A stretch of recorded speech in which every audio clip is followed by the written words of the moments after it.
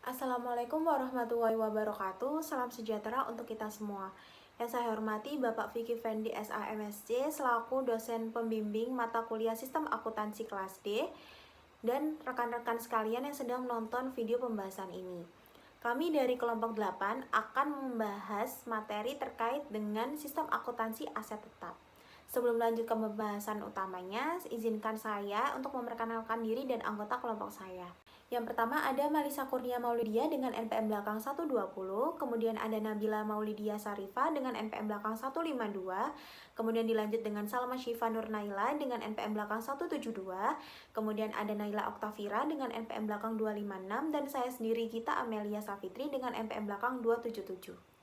Langsung saja kita masuk ke pembahasan. Yang pertama ada definisi dari aset tetap itu sendiri.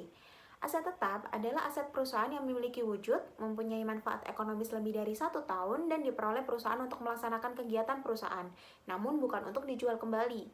Nah, karena aset tetap ini mempunyai wujud, sehingga seringkali aset tetap juga dapat disebut dengan aset tetap berwujud. Lanjut ke bagian selanjutnya, ada karakteristik transaksi aset tetap. Transaksi aset tetap memiliki beberapa karakteristik, diantaranya yang pertama, frekuensi terjadinya transaksi yang menambah aset tetap relatif sedikit dibandingkan dengan transaksi yang mengubah aset lancar. Namun umumnya transaksi ini menyangkut jumlah rupiah yang besar. Kemudian yang kedua, pengendalian aset tetap dilaksanakan pada saat perencanaan perolehan aset tetap, sehingga sistem otorisasi perolehan aset tetap diterapkan pada saat perencanaan perolehan dan pada saat pelaksanaan rencana perolehan aset tetap. Yang ketiga, pengeluaran yang terkait dengan aset tetap perlu dibedakan menjadi dua macam, yakni pengeluaran pendapatan dan pengeluaran modal. Pengeluaran pendapatan dibebankan sebagai beban pada periode akuntansi terjadinya, sedangkan pengeluaran modal diperlakukan sebagai tambahan harga perolehan aset tetap dan dibebankan sebagai beban dalam periode akuntansi yang menikmati manfaat pengeluaran modal tersebut. Oleh karena itu, manajemen perusahaan perlu merumuskan kebijakan akuntansi untuk membedakan pengeluaran yang berhubungan dengan aset tetap ke dalam dua golongan, yakni masuk ke pengeluaran pendapatan atau ke pengeluaran modal. Selanjutnya, di bagian penggolongan aset tetap. Aset tetap dalam perusahaan umumnya digolongkan sebagai berikut. Yang pertama ada tanah dan perbaikan tanah, yang kedua ada gedung dan perbaikan gedung, yang ketiga ada mesin dan peralatan pabrik, yang keempat ada mebel, dan yang terakhir ada kendaraan. Kemudian di bagian selanjutnya ada transaksi yang mengubah aset tetap. Transaksi yang terkait dengan aset tetap terdiri dari 3 kelompok. Yang pertama, transaksi yang mengubah akun aset tetap. Terdiri dari transaksi perolehan, yakni include pembelian, pembangunan, dan sumbangan. Kemudian ada pengeluaran modal, revaluasi, pertukaran, penghentian pemakaian, dan penjualan. Yang kedua, ada transaksi yang mengubah akun akumulasi penyusutan aset tetap yang bersangkutan itu terdiri dari penyusutan, penghentian, pemakaian, penjualan, dan pertukaran. Dan yang terakhir, ada transaksi yang mengubah akun beban reparasi dan pemeliharaan aset tetap, yakni konsumsi berbagai sumber daya termasuk bahan dan suku cadang, sumber daya manusia, energi, peralatan, dan sumber daya lain untuk kegiatan reparasi dan pemeliharaan aset tetap. Selanjutnya masuk ke contoh pencatatan transaksi. Yang pertama, jika dari transaksi perolehan. Nah, dalam transaksi perolehan ini bisa melalui berbagai cara, bisa dari pembelian, pembangunan, dan sumbangan. Nah, apabila aset tersebut didapat dari pembelian, maka untuk pencatatan dalam register bukti kas akan dicatat dalam jurnal sebagai berikut. Di sisi debit ada aset tetap, dan di sisi kredit ada akun bukti kas keluar yang akan dibayar. Kemudian yang kedua, apabila aset tersebut didapat dari pembangunan sendiri dengan pengeluaran modal, maka untuk pencatatannya yakni di sisi debit ada akun aset tetap dalam konstruksi, dan yang kemudian di sisi kredit ada bukti kas keluar yang akan dibayar. Kemudian yang terakhir ada dari sumbangan, apabila aset tersebut didapat dari sumbangan. Nah, untuk pencatatannya dalam jurnal umum, di sisi debit ada akun aset tetap dan di sisi kreditnya ada akun modal dari sumbangan. Kemudian di transaksi yang kedua ada transaksi pengeluaran modal. Transaksi pengeluaran modal adalah transaksi yang terkait dengan aset tetap yang mempunyai manfaat lebih dari 1 tahun. Karena manfaatnya lebih dari 1 tahun, maka pada saat terjadinya pengeluaran modal akan dicatat sebagai tambahan harga pokok aset tersebut dan disusutkan dalam tahun ke tahun yang menikmati manfaat pengeluaran modal tersebut. Kemudian untuk transaksinya akan dicatat dalam register bukti kas dengan jurnal sebagai berikut, yakni di sisi debit ada aset tetap dan di sisi kredit ada bukti kas keluar yang akan dibayar. Kemudian untuk mencatat pengeluaran modal yang berupa pemakaian persediaan, distribusi beban tenaga kerja, dan pembelian BUP, maka untuk pencatatannya di sisi debit ada akun aset tetap dan di sisi kreditnya ada persediaan suku cadang, ada gaji dan upah, dan yang terakhir ada BUP yang dibebankan. Kemudian di transaksi yang ketiga ada transaksi penyusutan aset tetap. Secara periodik, harga pokok aset tetap dialokasikan ke dalam periode akuntansi yang menikmati jasa yang dihasilkan oleh aset tetap. Alokasi ini dikenal dengan istilah penyusutan aset tetap, dan transaksi penyusutan aset tetap ini dicatat dalam jurnal umum dengan jurnal sebagai berikut. Di sisi debit ada BOP atau biaya overhead pabrik yang sesungguhnya, kemudian ada beban administrasi dan umum, dan ada beban pemasaran. Kemudian untuk di sisi kreditnya ada akumulasi penyusutan aset tetap. Di sini saya Salma Syifa dengan NPM akhir 172. Di sini saya akan melanjutkan pembahasan mengenai transaksi. Yang pertama ada transaksi penghentian pemakaian aset tetap. Untuk jurnalnya yaitu akumulasi penyusutan di debit dan transaksi penghentian pemakaian aset tetap di debit, lalu pada aset tetap di kredit. Yang kedua yaitu transaksi reparasi dan pemeliharaan aset tetap. Jadi ini ada dua. Yang pertama yaitu pengeluaran pendapatan yang dicatat dalam register bukti kas keluar. Jurnalnya yaitu beban reparasi dan pemeliharaan pada bukti kas keluar yang akan dibayar. Jurnal ini untuk mencatat bagian reparasi dan pemeliharaan yang berupa pengeluaran kas. Lalu yang kedua pengeluaran pendapatan yang dicatat dalam jurnal umum. Kalau yang tadi dicatat dalam register bukti kas keluar, kalau yang ini dicatat dalam jurnal umum. Untuk jurnalnya yaitu beban reparasi dan pemeliharaan pada persediaan suku cadang dan gaji dan upah. Untuk jurnal ini untuk mencatat beban reparasi dan pemeliharaan yang berupa pemakaian persediaan dan distribusi beban tenaga kerja. Manajemen aset. Bagian aset tetap ini memiliki tanggung jawab dan wewenang untuk pertama, menempatkan aset tetap di fungsi pemakaian aset tetap. Dua, memberi otorisasi pemindahan aset tetap dari fungsi satu ke fungsi lainnya. Yang ketiga, memberikan otorisasi penghentian pemakaian aset tetap. Dan yang terakhir, memberikan opsi pengiriman aset tetap pihak luar untuk keperluan reparasi.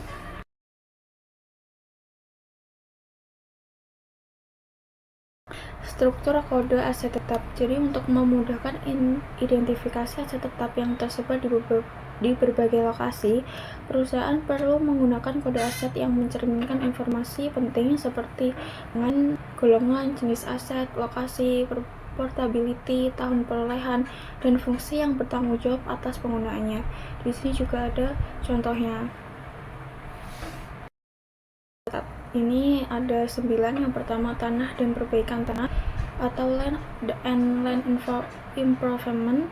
Yang kedua gedung dan perbaikan gedung. Yang ketiga mesin dan peralatan pabrik. Yang keempat mesin dan peralatan kantor. Yang kelima mebel. Yang keenam kendaraan darat. Yang ketujuh kendaraan air. Yang kedelapan kendaraan udara. Dan yang kesembilan aset tetap lain. Lalu juga ada jenis aset tetap. Jadi jenis aset tetap ini setiap golongan aset tetap ini dapat dirinci lebih lanjut masing-masing sampai dengan 99 jenis. Jadi contohnya mesin dan peralatan kantor ini dirinci menjadi jenis aset tetap seperti berikut. Yang pertama mesin ketik manual, mesin ketik elektronik, mesin potongan kertas, mesin penghancur kertas, mesin fotokopi, mesin cetak komputer, overhead projector, TV monitor, slide projector, dan movie video. Dan ini dilanjutkan sampai 99 jenis. Lalu ada juga harga perolehan. Tahun perolehan aset tetap diambil 2 angka terakhir dan dicantumkan dalam kode aset tetap. Misalnya mesin fotokopi diperoleh dalam tahun 1992. Maka pada angka yang keempat dan kelima dalam kode aset tetap dicantumkan angka 92. Kode tahun perolehan ini akan dengan cepat memberikan informasi umur aset tetap sampai dengan saat tertentu. Baik, selanjutnya adapun kode fungsi yang berguna untuk memudahkan pembebanan beban penyusutan aset tetap ke dalam biaya produksi, beban administrasi dan umum, dan juga beban pemasaran. Dalam perusahaan manufaktur, umumnya terdapat 3 fungsi pokok utama, yakni diantaranya yang pertama ada fungsi produksi. yakni suatu fungsi perusahaan manufaktur yang berkaitan secara langsung dalam penggunaan aset tetap ketika proses produksi berlangsung. Dan yang kedua ada fungsi administrasi dan umum, yakni suatu fungsi perusahaan manufaktur yang berkaitan dalam penggunaan aset tetap pada aktivitas manajerial dan juga pendukung internal perusahaan. Dan yang ketiga ada fungsi pemasaran, yakni suatu fungsi perusahaan manufaktur yang berkaitan dengan penggunaan aset tetap untuk kegiatan penjualan, promosi, atau juga bahkan kegiatan distribusi. Selanjutnya ada kode lokasi dalam aset tetap. Di sini digunakan kode lokasi yang berjumlah 6 digit, di mana 1 digit pertama akan menunjukkan kode daerah, lalu 1 digit kedua menunjukkan kode gedung, 2 digit selanjutnya menunjukkan kode lantai, dan 2 digit terakhir akan menunjukkan kode nomor kamar.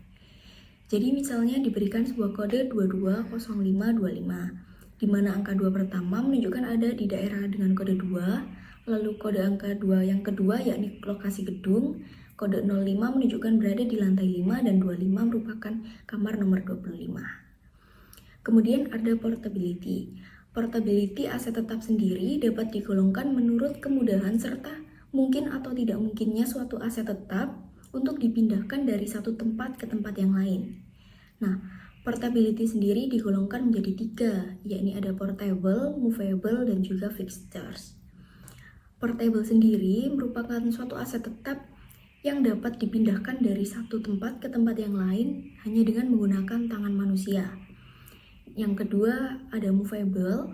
Movable sendiri suatu aset tetap yang masih bisa dipindahkan namun harus membutuhkan bantuan peralatan, jadi tidak bisa hanya dengan tangan manusia. Dan yang terakhir ada fixtures, yakni suatu aset tetap yang melekat pada aset tetap yang lain.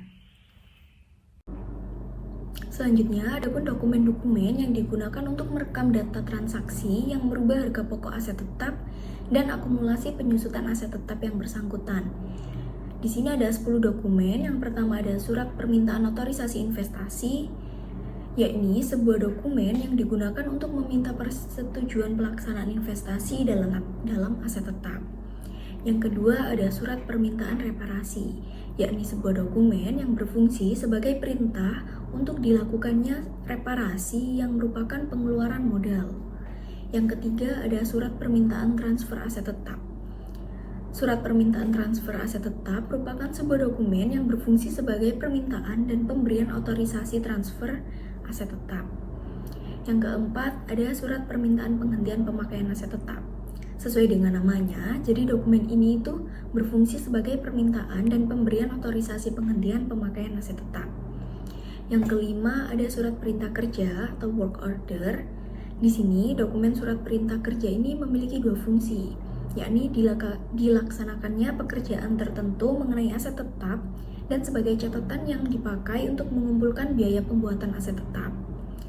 Dokumen ini juga digunakan sebagai perintah kerja pemasangan aset tetap yang dibeli dan juga pembongkaran aset tetap yang telah dihentikan pemakaiannya.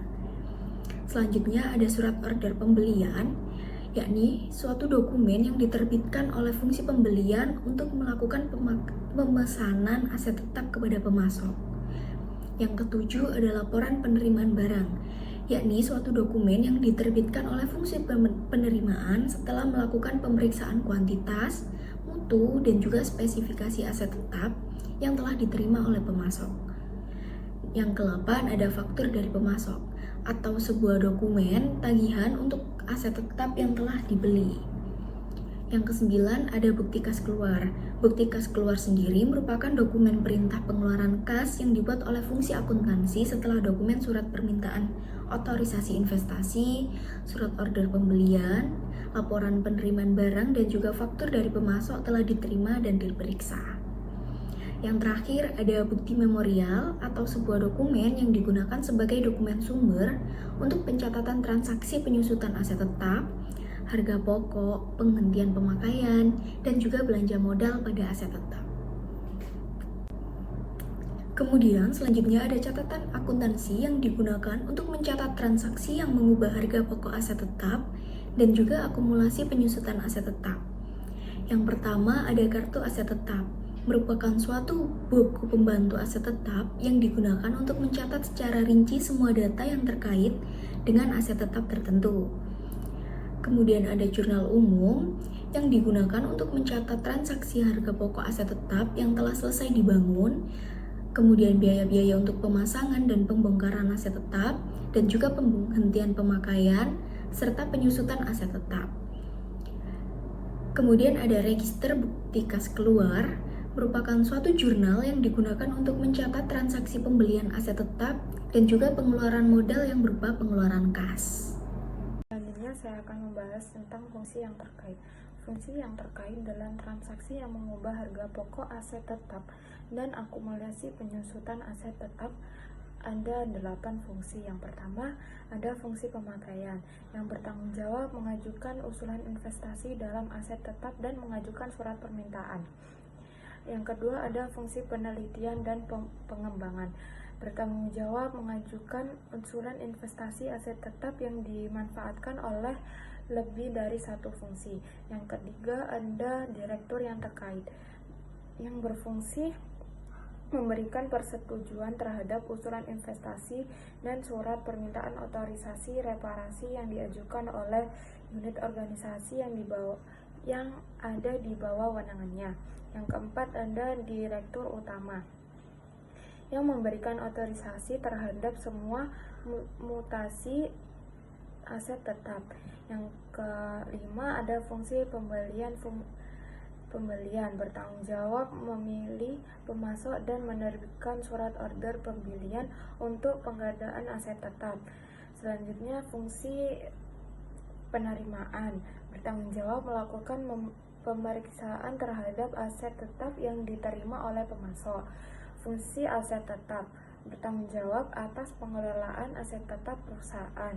Yang terakhir, ada fungsi akuntansi bertanggung jawab dalam membuat dokumen sumber, bukti kas keluar, dan bukti memorial untuk pencatatan mutasi aset tetap dan menyelenggarakan buku pembantu aset tetap. Jaringan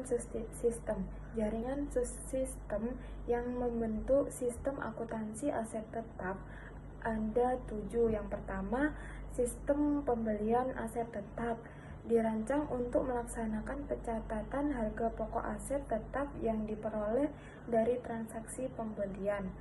Yang kedua, ada sistem perolehan aset tetap melalui pembangunan sendiri untuk mencatat harga pokok aset tetap yang diperoleh perusahaan dari pembangunan yang dilaksanakan sendiri oleh perusahaan. Yang ketiga, ada sistem pengeluaran modal dirancang untuk mencatat tambahan harga pokok aset tetap dengan adanya pengeluaran modal. Yang keempat, sistem penghentian pemakaian aset dirancang untuk mencatat pengurangan harga pokok dan akumulasi penyusutan aset tetap yang dihentikan pemakai serta keuntungan atau kerugian yang timbul sebagai akibat penghentian pemakaian aset tetap tersebut. Yang kelima, sistem transfer aset tetap dirancang untuk mencatat transfer aset tetap dari satu pusat pertanggungjawaban ke pusat pertanggungjawaban lain. Yang keenam, ada sistem revaluasi aset tetap dirancang untuk mencatat transaksi penilaian kembali aset tetap. Yang terakhir, ada sistem pencatatan penyusutan aset tetap. Sistem ini dirancang untuk mencatat beban penyusutan aset tetap. Unsur pengendalian internal di organisasi, fungsi pemakaian harus terpisah dan fungsi akuntansi aset tetap. Transaksi perolehan, penjualan, dan penghentian pemakai aset tetap harus dilaksanakan oleh lebih dari satu unit organisasi yang bekerja secara independen. Untuk sistem otorisasi, anggaran investasi diotorisasi oleh rapat umum pemegang saham. Surat permintaan otorisasi investasi, surat permintaan otorisasi reparasi, surat permintaan penghentian pemakaian aset tetap, dan surat permintaan transfer aset tetap diotorisasi oleh direktur yang bersangkutan dan direktur utama. perintah kerja diotorisasi oleh departemen yang bersangkutan. Surat order pembelian otorisasi oleh penjabat yang berwenang. Laporan penerimaan barang diotorisasi oleh fungsi penerimaan. Bukti kas keluar diotorisasi oleh fungsi akuntansi. Bukti memorial diotorisasi oleh kepala fungsi akuntansi. Selanjutnya prosedur pencatatan. Perubahan kartu aset tetap harus didasarkan pada bukti kas keluar atau bukti memorial atau surat permintaan transfer aset tetap yang dilampiri dengan dokumen pendukung yang lengkap yang diotorisasi oleh penjabat yang berwenang. Selanjutnya, praktik yang sehat. Secara periodik dilakukan pencocokan fisik aset tetap dengan kartu aset tetap. Penggunaan anggaran investasi sebagai alat pengendalian investasi dalam aset tetap. Penutupan asuransi aset tetap terhadap kerugian. Kebijakan akuntansi tentang pemisahan pengeluaran modal dengan pengeluaran pendapatan. Bagan alur dokumen jaringan prosedur yang membentuk sistem akuntansi aset tetap. Bagan aliran dokumen sistem pembelian aset tetap melibatkan serangkaian prosedur, mulai dari permintaan otorisasi investasi hingga pencatatan harga pokok aset tetap. Proses ini dimulai dengan permintaan otorisasi investasi dari pemakai aset tetap kepada direksi, dilanjutkan dengan proses penawaran harga, order pembelian, penerimaan barang, penetapan aset, dan terakhir pencatatan harga pokok aset tetap.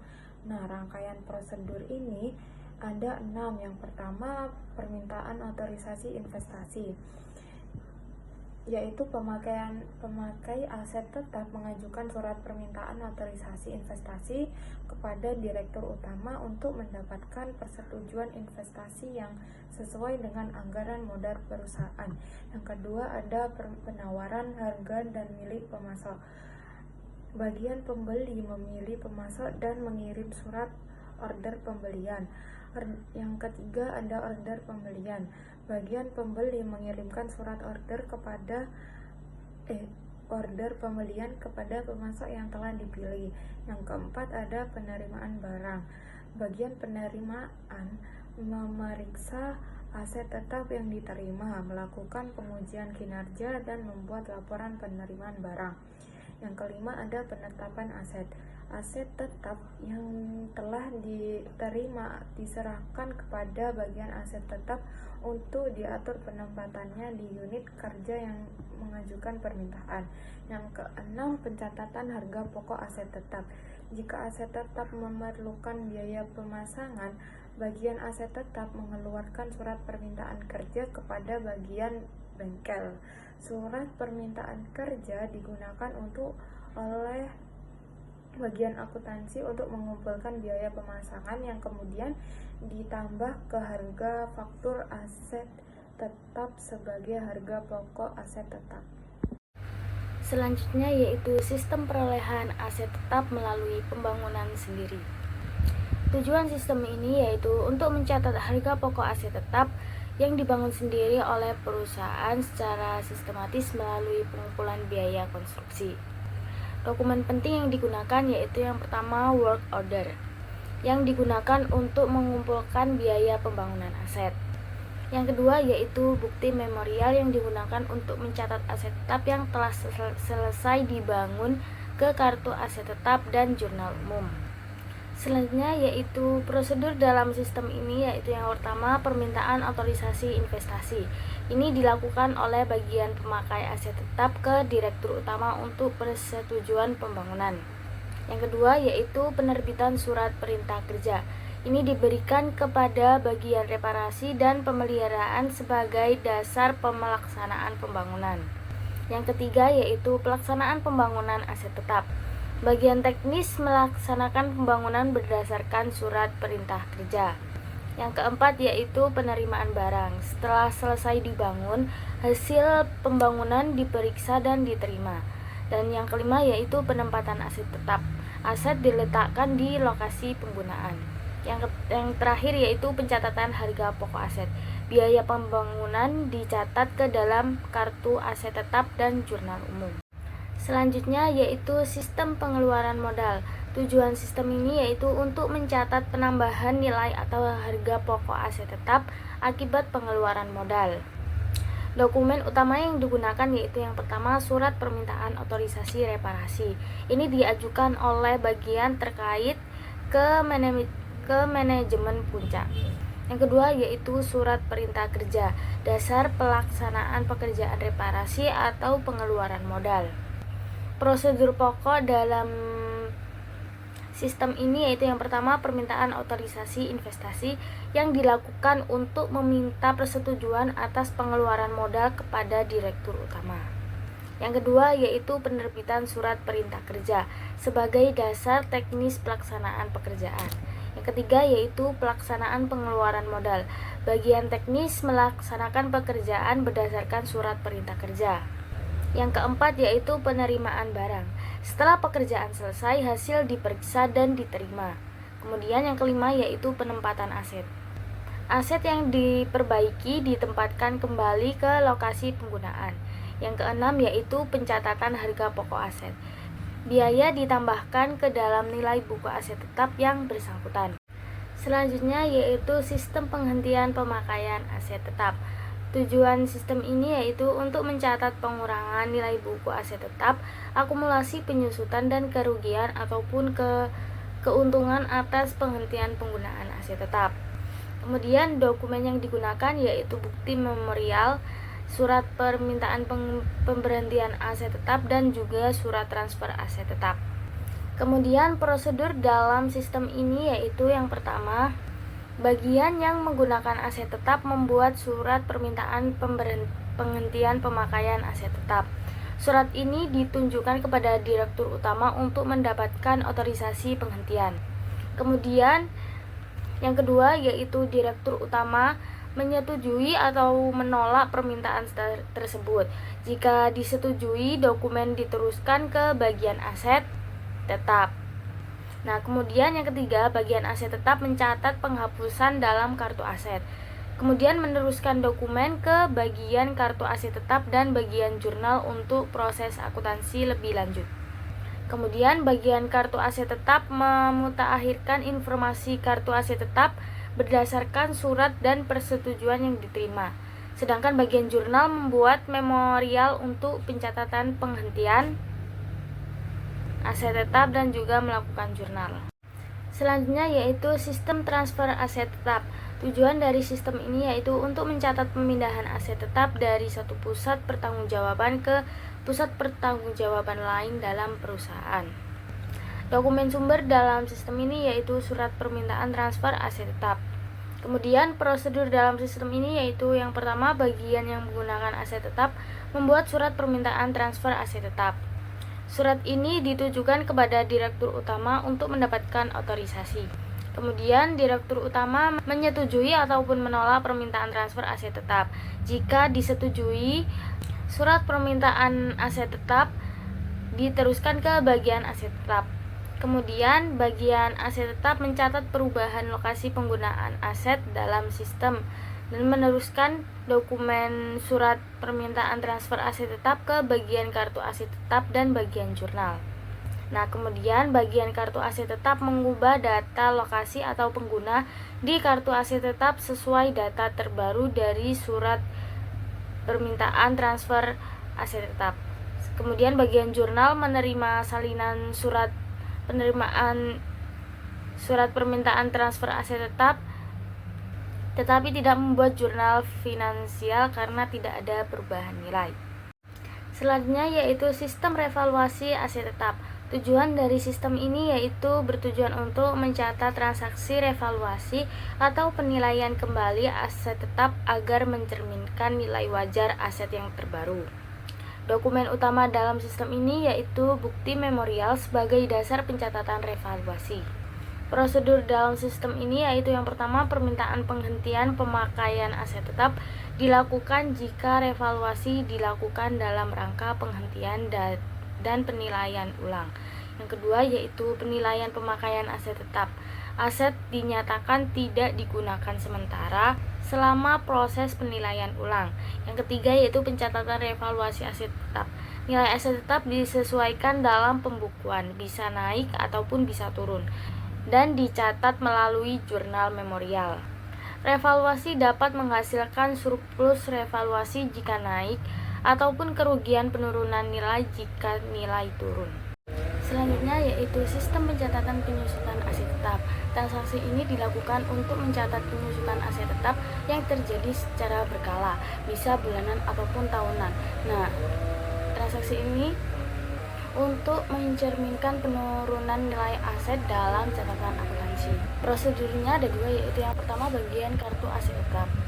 Dengan membuat daftar penyusutan aset tetap, bagian ini membuat daftar depresiasi aset tetap yang berisi data penyusutan dari semua aset tetap yang dimiliki perusahaan. Kemudian selanjutnya yaitu membuat bukti memorial. Dokumen penyusutan ini digunakan sebagai dasar untuk membuat bukti memorial, yaitu dokumen sumber yang mencatat transaksi non-kas seperti penyusutan. Kemudian selanjutnya yaitu membuat kartu aset tetap. Bukti memorial yang telah dibuat kemudian digunakan untuk memperbarui kartu aset tetap, yaitu dokumen atau file yang mencatat data lengkap masing-masing aset tetap termasuk penyusutan. Kemudian yang kedua yaitu bagian jurnal. Daftar depresiasi aset tetap dan bukti memorial ke jurnal umum. Bukti memorial diserahkan ke bagian jurnal umum dan digunakan untuk membuat jurnal penyusutan di jurnal umum. Kemudian kode N. Kode N ini bisa merujuk pada pengkodean ataupun referensi untuk penyusutan setelah penjualan selesai, proses ini berakhir. Sekian presentasi dari kelompok kami. Mohon maaf apabila ada kesalahan kata ataupun perbuatan. Mohon dimaafkan. Terima kasih.